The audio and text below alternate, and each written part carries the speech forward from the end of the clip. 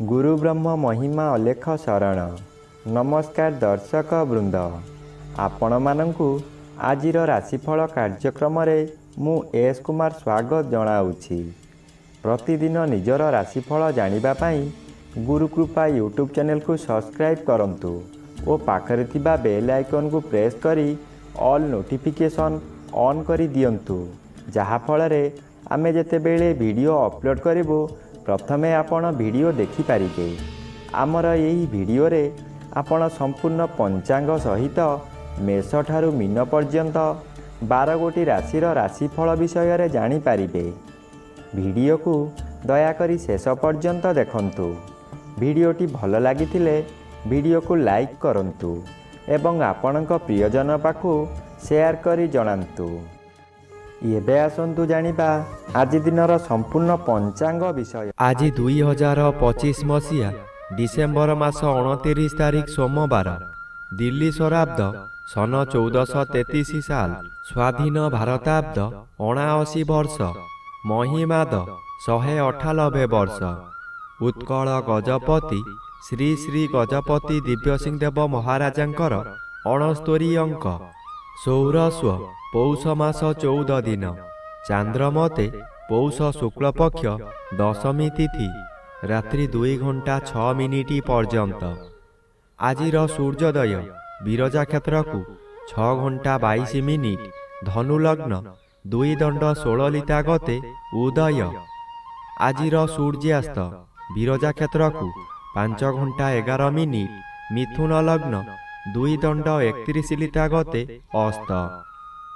आज मेष चंद्र 60 दंड, अश्विनी नक्षत्र रात्रि 1 घंटा 9 मिनिट पर्यंत। आज जन्मित शिशुर मेष राशि, क्षत्रिय वर्ण देवगण रात्रि 1 घंटा 9 मिनिट गते नरगण। आज मृत व्यक्तिर पुष्कर दोष नाही। निषिद्ध खाद्य आज कलम भोजन निषेध अटे।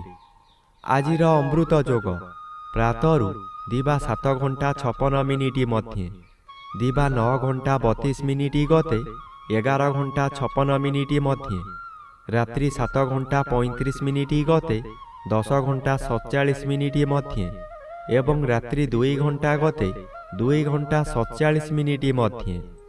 आजिर महेंद्र जोग नाही। आजिर काल बेला दिवा 7 घंटा 50 मिनिट गते 9 घंटा 20 मिनिट मध्य। आजिर 12 बेला अपराह्न 4 घंटा 22 मिनिट गते 5 घंटा 11 मिनिट मध्य। आजिर काल रात्रि रात्रि 10 घंटा 21 मिनिट गते 11 घंटा 11 मिनिट मध्य। आजिर राहु काल सकाळ 7 घंटा 30 मिनिट ठारू पूर्वाह्न 9 घंटा मध्य। आज मेष राशिर घात चंद्र, घात नक्षत्र नाही। बिछा राशिर घात तिथि, मिथुन राशिर घात बार। प्रिय बंधुगण, एबे आसंतु जानिबा मेष ठारू मीन पर्यंत 12 गोटी राशिर राशिफल विषय रे। राशिचक्रर प्रथम राशि मेष राशि। आज मेष राशि जन्मित व्यक्ति मानक सकाशे नवम रवि अशुभ और घात चंद्र भोग हेउथिबारु अति अशुभ फल मिलिब। शरीर एही समय रे असुस्थ रहिब। हठात काहा सहित कथा कटाकटी होई गंडगोलर रूप नेई पारे। आज जानवाहन दुर्घटना मध्य घटी पारे। रास्ता रे जीवा समय रे किंबा जानवाहन चलाइबा समय रे सतर्कता जरूरी। आपणकर बहु कार्य रे बाधा आसीब। परवर्ती समय रे निजे सतर्क न रहिले ताहा भयंकर होई जीव। एबे आसंतु जानिबा राशिचक्रर द्वितीय राशि वृष राशि विषय रे। आज वृष राशि जन्मित व्यक्ति मानक सकाशे द्वादश चंद्र अन्य ग्रह द्वारा बाधा प्राप्त अछंती। किछि शुभ फल मिलिब। कोनोसी दूर स्थान को यात्रा करिबार थिले निर्भय रे यात्रा करंतु। आज फलप्रद निश्चय हेब। आज समय रे प्रायतः पदयात्रा आपणक पक्षे शुभंकर हेब। आय परिमाण रे किछि उन्नति आसीब। व्यवसाय रे संयत रहिले और मिठा कथा मान कहिले भल आय हेबा सहित गराख सहित भविष्यत सकाशे व्यवसाय भल हेब। ଏବେ ଆସନ୍ତୁ ଜାଣିବା ରାଶିଚକ୍ରର ତୃତୀୟ ରାଶି ମିଥୁନ ରାଶି ବିଷୟରେ। ଆଜି ମିଥୁନ ରାଶି ଜନ୍ମିତ ବ୍ୟକ୍ତିମାନଙ୍କ ସକାଶେ ଏକାଦଶ ସ୍ଥାନରେ ଚନ୍ଦ୍ରଗୋଚର କରୁଛନ୍ତି ଶୁଭ ଫଳ ପ୍ରଦାନ କରିବେ। ଆଜି ଆପଣ ନୂତନ ଅଳଙ୍କାର ବ୍ୟବହାର କରିବେ। ପରିବାର ଆପଣଙ୍କୁ ସପୋର୍ଟ କରିବ। ଆପଣ ବହୁଦିନରୁ ଯେଉଁ କାର୍ଯ୍ୟ ସକାଶେ ଅପେକ୍ଷା କରିଥିଲେ ତାହା ଏହି ସମୟରେ ନିଶ୍ଚୟ ପୂରଣ ହେବ। କୌଣସି ଅଫିସରଙ୍କ ସାକ୍ଷାତ ପାଉନଥିଲେ, ଏବେ ତାଙ୍କ ସହିତ ସାକ୍ଷାତ ହେବ। ତାଙ୍କ ସହଯୋଗରେ ଆପଣ ବହୁ ନୂତନ କାମ ପାଇ ଉପକୃତ ହେବେ। ଏବେ ଆସନ୍ତୁ ଜାଣିବା ରାଶିଚକ୍ରର ଚତୁର୍ଥ ରାଶି କର୍କଟ ରାଶି ବିଷୟରେ। ଆଜି କର୍କଟ ରାଶି ଜନ୍ମିତ ବ୍ୟକ୍ତିମାନଙ୍କ ସକାଶେ ଦଶମ ସ୍ଥାନରେ ଚନ୍ଦ୍ରଗୋଚର କରୁଛନ୍ତି ଶୁଭ ଫଳ ପ୍ରଦାନ କରିବେ। ଆପଣଙ୍କ କର୍ମକ୍ଷେତ୍ରରେ ଉଚ୍ଚତର ପାହ୍ୟାକୁ ଉନ୍ନୀତ ହେବେ। ଏହି ସମୟରେ ନୂତନ କର୍ମ ମଧ୍ୟ ମିଳିବ। ଯେକୌଣସି କାମ କରନ୍ତୁ ତହିଁରେ ସଫଳତା ମିଳିବ। ଉପରିସ୍ଥ ଅଫିସରଙ୍କ ଠାରୁ ପ୍ରଶଂସାମାନ ମିଳିବ। ପ୍ରତିଷ୍ଠା ଲାଭ କରିବେ। ଆପଣଙ୍କ କାର୍ଯ୍ୟ ଦେଖି ସାଥୀ କର୍ମଚାରୀମାନେ ଆପଣଙ୍କୁ ଅନୁକରଣ କରିବେ ଓ ସଫଳତାର ସୂତ୍ର ଶିକ୍ଷା କରିବେ। ଏବେ ଆସନ୍ତୁ ଜାଣିବା ରାଶିଚକ୍ର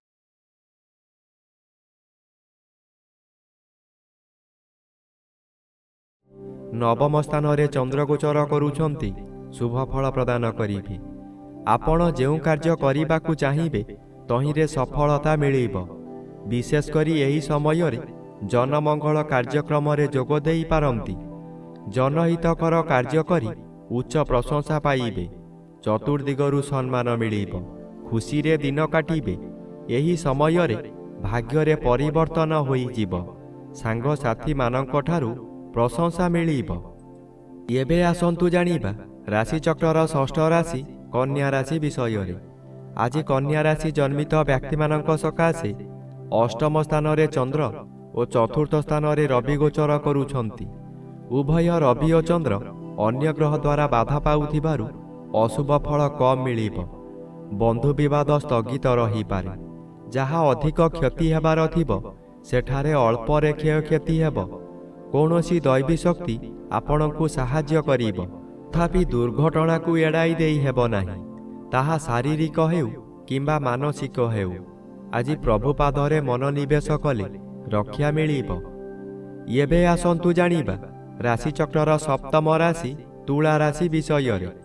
ଆଜି ତୁଳା ରାଶି ଜନ୍ମିତ ବ୍ୟକ୍ତିମାନଙ୍କ ସକାଶେ ତୃତୀୟ ରବି ଓ ସପ୍ତମ ଚନ୍ଦ୍ର ଉଭୟ ଅନ୍ୟ ଗ୍ରହ ଦ୍ୱାରା ବାଧା ପାଉଥିବାରୁ ଶୁଭ ଫଳ ବଦଳରେ ଅଶୁଭ ଫଳ ପ୍ରଦାନ କରିବେ। ଆଜି ହଠାତ୍ କୌଣସି କାରଣରୁ ଆପଣଙ୍କର ଆୟ ବନ୍ଦ ହୋଇଯିବ। ଯେତେ ଚେଷ୍ଟା କଲେ ମଧ୍ୟ ବ୍ୟବସାୟକୁ ବୃଦ୍ଧି କରିପାରିବେ ନାହିଁ। କର୍ମକ୍ଷେତ୍ରରେ ବିଶୃଙ୍ଖଳା ଦେଖାଦେବ। ଚାକିରି କରୁଥିବା ବ୍ୟକ୍ତି ଚାକିରିରେ ବହୁ ବାଧାବିଘ୍ନ ଦେଇ ଗତି କରିବେ। ତଳ କର୍ମଚାରୀମାନେ ଗୁପ୍ତ ଶତ୍ରୁ ପାଲଟିଯିବେ। ଏବେ ଆସନ୍ତୁ ଜାଣିବା ରାଶିଚକ୍ରର ଅଷ୍ଟମ ରାଶି ବିଛା ରାଶି ବିଷୟରେ। ଆଜି ବିଛା ରାଶି ଜନ୍ମିତ ବ୍ୟକ୍ତିମାନଙ୍କ ସକାଶେ ଷଷ୍ଠ ସ୍ଥାନରେ ଚନ୍ଦ୍ରଗୋଚର କରୁଛନ୍ତି ଶୁଭ ଫଳ ପ୍ରଦାନ କରିବେ। ଆଜି ଆପଣଙ୍କ ପରିବାର ମଧ୍ୟରେ ହସ ଖୁସିର ଉତ୍ତମ ବାତାବରଣ ଖେଳିଯିବ। ବିଗତ ଦିନମାନଙ୍କରେ ଆପଣ ପ୍ରତ୍ୟେକ କାର୍ଯ୍ୟରେ ଫେଲ୍ ମାରିଥିଲେ। ଏବେ ଯେଉଁ କାର୍ଯ୍ୟ କରିବାକୁ ଆଗ୍ରହ ପ୍ରକାଶ କରିବେ ତହିଁରେ ସଫଳତା ନିଶ୍ଚୟ ମିଳିବ। ଷଷ୍ଠ ଚନ୍ଦ୍ର ଆର୍ଥିକ ଦୃଷ୍ଟିରେ ଉନ୍ନତି ଆଣେ। ଆପଣ ଯେଉଁ ବ୍ୟବସାୟ କରୁଛନ୍ତି ତହିଁରେ ଆଶାଠାରୁ ଅଧିକ ଆୟ କରିବେ। ଏବେ ଆସନ୍ତୁ ଜାଣିବା ରାଶିଚକ୍ରର ନବମ ରାଶି ଧନୁ ରାଶି ବିଷୟରେ। ଆଜି ଧନୁ ରାଶି ଜନ୍ମିତ ବ୍ୟକ୍ତିମାନଙ୍କ ସକାଶେ ପଞ୍ଚମ ସ୍ଥାନରେ ଚନ୍ଦ୍ରଗୋଚର କରୁଛନ୍ତି ଶୁକ୍ଳପକ୍ଷ ପଞ୍ଚମ ଚନ୍ଦ୍ର ବଳବାନ ଚନ୍ଦ୍ର।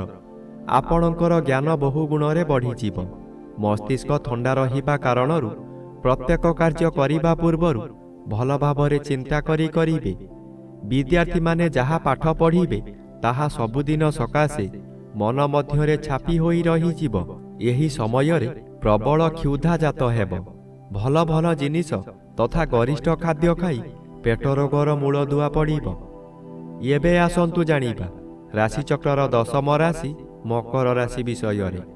ଆଜି ମକର ରାଶି ଜନ୍ମିତ ବ୍ୟକ୍ତିମାନଙ୍କ ସକାଶେ ଚତୁର୍ଥ ଚନ୍ଦ୍ର ଅନ୍ୟ ଗ୍ରହ ଦ୍ୱାରା ବାଧା ପାଉଥିବାରୁ ଆଜି ବେଶୀ ବିଚଳିତ ଲାଗିବ ନାହିଁ।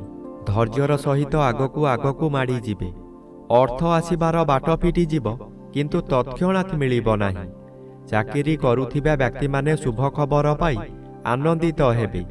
ଚତୁର୍ଥ ସ୍ଥାନ ବିଦ୍ୟାସ୍ଥାନ ଓ ମାତୃସ୍ଥାନ ହୋଇଥିବାରୁ ମାତୃ ସହିତ କିଛି କଥା କଟାକଟି ହୋଇପାରେ। ଆଜି ବିଦ୍ୟାର୍ଥୀମାନେ ବିଦ୍ୟାରେ ଉନ୍ନତି କରିବେ। ଏବେ ଆସନ୍ତୁ ଜାଣିବା ରାଶିଚକ୍ରର ଏକାଦଶ ରାଶି କୁମ୍ଭ ରାଶି ବିଷୟରେ। ଆଜି କୁମ୍ଭ ରାଶି ଜନ୍ମିତ ବ୍ୟକ୍ତିମାନଙ୍କ ସକାଶେ ତୃତୀୟ ସ୍ଥାନରେ ଚନ୍ଦ୍ରଗୋଚର କରୁଛନ୍ତି। ଅତି ଶୁଭ ଫଳ ପ୍ରଦାନ କରିବେ। ଆପଣ ବହୁ ଚେଷ୍ଟା କରି ବାରମ୍ବାର ବିଫଳ ହେଉଥିବା କାର୍ଯ୍ୟ ହଠାତ୍ ଆପଣଙ୍କର ସପକ୍ଷରେ ଯିବ। ବହୁ ଅର୍ଥର ମାଲିକ ଆପଣ ହୋଇପାରନ୍ତି। ପୂର୍ବରୁ ଖରାପ ଥିବା ସ୍ୱାସ୍ଥ୍ୟ ଏହି ସମୟରେ ମନର ବଳ ବୃଦ୍ଧି ପାଇଥିବାରୁ ସ୍ୱାସ୍ଥ୍ୟ ଉତ୍ତମ ରହିବ। ବନ୍ଧୁବାନ୍ଧବ ଆପଣଙ୍କର ପ୍ରଶଂସା ଗାନ କରିବେ। ଉପରିସ୍ଥ ଅଫିସର ଆପଣଙ୍କ କାର୍ଯ୍ୟ ଦେଖି ପୁରସ୍କୃତ କରିପାରନ୍ତି। ଏବେ ଆସନ୍ତୁ ଜାଣିବା ରାଶିଚକ୍ରର ଦ୍ୱାଦଶ ବା ଶେଷ ରାଶି ମୀନ ରାଶି ବିଷୟରେ। ଆଜି ମୀନ ରାଶି ଜନ୍ମିତ ବ୍ୟକ୍ତିମାନଙ୍କ ସକାଶେ ଦଶମ ରବି ଓ ଦ୍ୱିତୀୟ ଚନ୍ଦ୍ର ଉଭୟ ଅନ୍ୟ ଗ୍ରହ ଦ୍ୱାରା ବାଧା ପାଉଥିବାରୁ ଅଶୁଭ ଫଳ ମିଳିବ। ଆପଣ ବହୁ ସମାଲୋଚନାର ଶିକାର ହୋଇପାରନ୍ତି। ଆପଣ ଯେଉଁ କାର୍ଯ୍ୟ କରିବେ ତହିଁରେ ପ୍ରତ୍ୟେକ ବ୍ୟକ୍ତି ପ୍ରବଳ ବିରୋଧ କରିବେ। ଏହି ସମୟରେ ଆପଣଙ୍କର ନାସା କର୍ଣ୍ଣ ଚକ୍ଷୁ ଆଦିରେ ଆଘାତ ଲାଗିପାରେ। ସାମାନ୍ୟ କଥାରେ ଆପଣ ଉତ୍ତେଜିତ ହୋଇଯିବେ ଓ ନିଜ ଜିଦ୍ ରଖିବାକୁ ଯାଇ ବହୁତ ଅର୍ଥହାନି କରିବେ। ଏହି ସମୟରେ ଆପଣଙ୍କ ପରିବାର ଲୋକମାନେ ମଧ୍ୟ ଆଜି ଆପଣଙ୍କୁ ବିରୋଧ କରିବେ।